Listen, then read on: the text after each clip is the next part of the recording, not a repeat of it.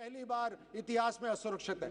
हिंदुस्तान के लिए तो वो लागू नहीं हुआ, लेकिन राजस्थान के लिए वो जरूर लागू हो गया। राजस्थान आज इतिहास में पहली बार असुरक्षित है, अपराधों में नंबर 1 है, भ्रष्टाचार में आज नंबर 1 है।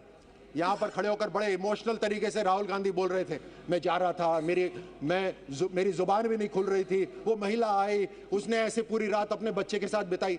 राजस्थान को भूल गए बिल्कुल, वहां से तो यात्रा भी निकाली थी। 14 साल की वो मासूम बच्ची जिसने इस दुनिया को भी नहीं देखा था, उसके साथ सामूहिक दुष्कर्म हुआ, जिंदा को काटा गया, उसको भट्टी में, कोयले की भट्टी में डाला गया, लेकिन इनकी तरफ से एक ट्वीट नहीं, एक कोई शब्द नहीं। ये शर्म आनी चाहिए इनको।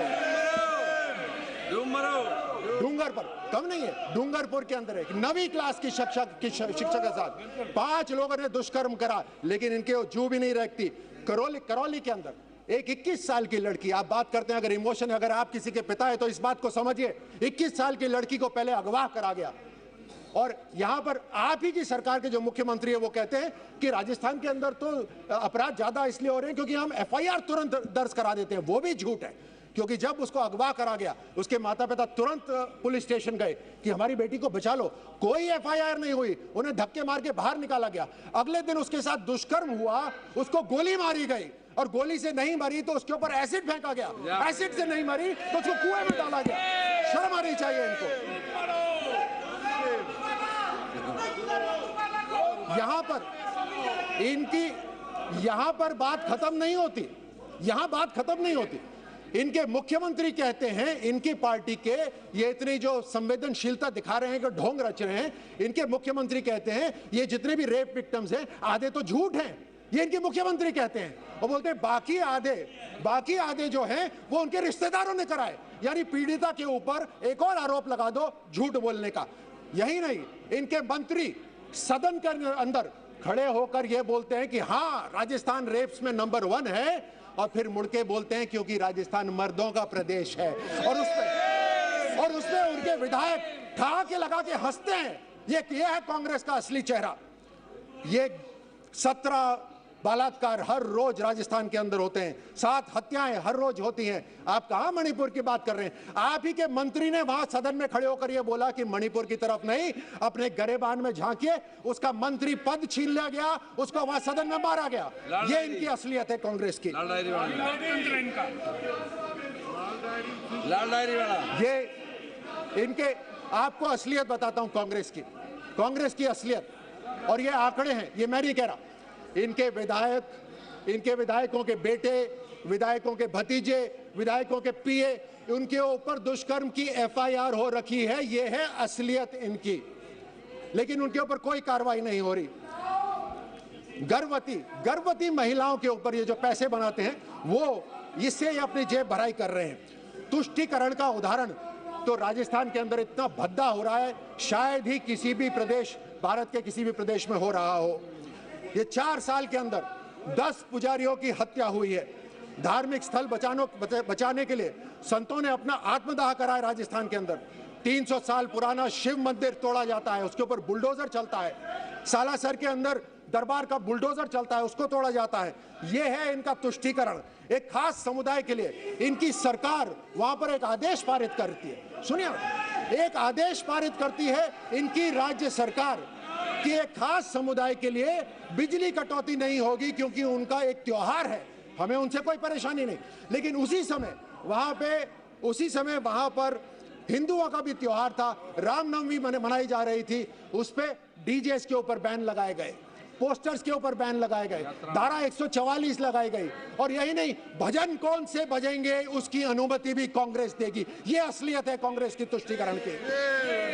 उदयपुर के अंदर कन्हैया लाल की हत्या हुई, न जाने कितने कन्हैया मारे गए हैं, वो तो उनका वीडियो नहीं बना। ये है असलियत राजस्थान की, लेकिन इन्होंने कोई एक्शन नहीं लिया। इन्होंने माहौल ऐसा बना दिया है वहां पर, सभापति जी, ऐसा माहौल बना दिया है कि एक खास समुदाय के लोग पुलिस थाने के अंदर खड़े होकर वो खुलेआम हिंदुओं को धमकी देते हैं, लेकिन इनकी सरकार कुछ नहीं करती। PFI बैंड है, यहां पर गृह मंत्री जी ने कल बताया PFI पूरे राष्ट्र के अंदर बैंड है, लेकिन PFI राजस्थान के अंदर पुलिस प्रोटेक्शन के साथ मार्च करती है। यह है असलियत इनके चेहरे। कहीं ना कहीं इन बाहर की कोई ना कोई एजेंसी, कोई ना कोई संगठन, बाहर की कोई ना कोई एजेंसी कहीं ना कहीं इनके साथ मिली हुई है। मैं तो वापस उसी पे जाता हूं, क्या एमओयू हुआ था उस समय चाइना के साथ जो आज तक भारत को नहीं पता। कहीं ना कहीं इन्होंने भारत को तोड़ने के लिए सुपारी उठाई हुई है, भारत को ये तोड़ना चाहते हैं हर तरह से। राजस्थान के अंदर दलितों के ऊपर अत्याचार हो रहा है। पिछले 4 साल के अंदर 60% दलितों पर अत्याचार बढ़ा है। बीकानेर के अंदर दलित महिला के साथ दुष्कर्म होता है और उसकी हत्या कर दी जाती है। जालौर जिले के अंदर एक 9 साल के दलित लड़के को मार दिया जाता है क्योंकि वो पानी पीने गया था। जम्वा रामगढ़, मेरे अपने संसदीय क्षेत्र के अंदर एक महिला टीचर, मतलब टीचर तक को भी नहीं छोड़ा, एक महिला टीचर को जिंदा जलाया गया वहां पर। ये दलितों के ऊपर अत्याचार ये कर रहे हैं। इन्होंने हर तरह से धोखा दिया है। मैं घोषणा पत्र पर आता हूं, इन्होंने घोषणा पत्र में भी धोखा दिया है। ये तो अविश्वास लायक भी नहीं है। ये अविश्वास प्रस्ताव हमारी सरकार के खिलाफ लाए हैं, लेकिन पर ये अविश्वास लायक भी नहीं है। इन्होंने राजस्थान के साथ विश्वासघात करा है। ये असलियत इनकी। घोषणा पत्र के अंदर ये कहते हैं कि हम हस्तशिल्प कला और हथकरघा निदेशालय का गठन करेंगे, नहीं करा। यहाँ पत्रकार बैठे हैं, राजस्थान के पत्रकारों को इन्होंने बेवकूफ बनाया। बोलते हैं हम आपकी सुरक्षा के लिए एक अधिनियम लेकर आएंगे। 4.5 साल हो गए, एक भी अधिनियम नहीं आया। इन्होंने हर तरह से राजस्थान के साथ विश्वासघात करा है। और अविश्वास प्रस्ताव किसके लिए लेकर आए? एक ऐसी पार्टी जिसने जो कहा वो करा, एक ऐसी पार्टी जिसने बोला धारा 370 हटाएंगे तो हमने हटाया, हमने बोला राम मंदिर बनाएंगे तो हमने बनाया, हमने बोला आतंकवाद को मुंह तोड़ जवाब देंगे तो हमने दिया। हर तरह से उस सरकार के खिलाफ ये अविश्वास प्रस्ताव लेकर आए हैं। मैं इनसे आग्रह करता हूं, अगली बार यह घोषणा पत्र दें तो उसमें एक स्टार लगाएं। वो स्टार लगा के बोले टर्म्स एंड कंडीशंस अप्लाई, क्योंकि ये झूठ बोलते हैं, झूठ बोलने वाले। मैं अभी खत्म करता हूं, अपनी बात खत्म करता हूं ये कहकर कि जब जीत न सके बाजी वे हाथ मलने लगे, जब जीत न सके बाजी वो हाथ मलने लगे।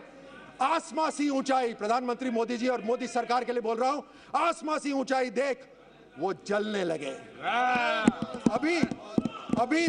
अभी तो बहुत कुछ तमन्ना है 56 इंच के सीने में। अरे रुकिए, बैठिए, अभी से आपस में क्यों लड़ने लगे? ये इनके असलियत। बहुत बहुत धन्यवाद। श्री सी थॉमस जी, आपका नाम नहीं बोला है सर, थॉमस जी का नाम बोला। आप प्लीज बैठ जाइए। आपका नाम नहीं पुकारा गया है, आप बोलिए please. Thank you, Chairperson, for giving me an opportunity to participate in this debate on the no-confidence motion proposed by India Alliance. I, on behalf of my party, Kerala Congress M, support the no-confidence motion. The prolonged clash between two groups, Meiteis and Kukis, has led to widespread violence, death and displacement in Manipur. Sir, not only in Manipur, in the country at large also is witnessing tensions, violence against women, marginalized sections of the society and also minorities. These communal tensions and violence are initiated by certain forces to create communal polarization and to take political advantage out of it. The recent developments in Haryana is another example. Sir, myself and Sri Jose K. Mani MB, Chairman of Kerala Congress Party, we went together to Manipur on 2nd and 3rd July this year. During our visit, we witnessed several Christian churches. More than 260 churches were demolished and burned down. Sir, we were completely, these churches were completely destroyed and burned. The scenes we saw there was devastating and painful. The Christian tribal communities feel that there has been a clear bias in the way matter has been reported. Also, they are very much afraid of the way the Chief Minister has made a statement in the press conference that 40 Kuki terrorists were killed by security forces. Sir, this shows that the government, the state government is biased. Sir, the central government also is biased.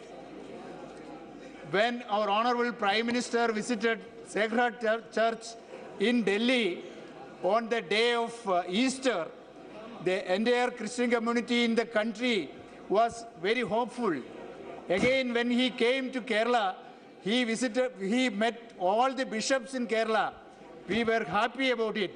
But the developments in Manipur is totally against the wishes of the Christian community, sir.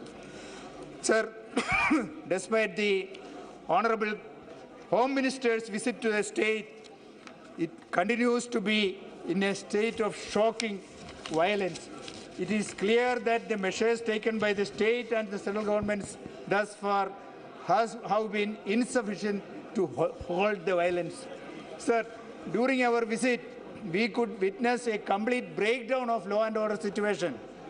Our vehicle was blocked by a group of Meitei women known as Mera Pabis on the National Highway 2 at Sekmai. They inspected our vehicle, demanded to know our whereabouts and the purpose of our visit, and